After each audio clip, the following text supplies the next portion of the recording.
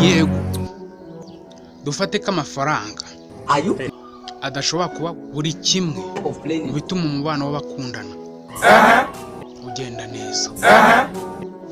Ushobora no kumbaza uti ese amafaranga niyo yubaka urugo rugakomera?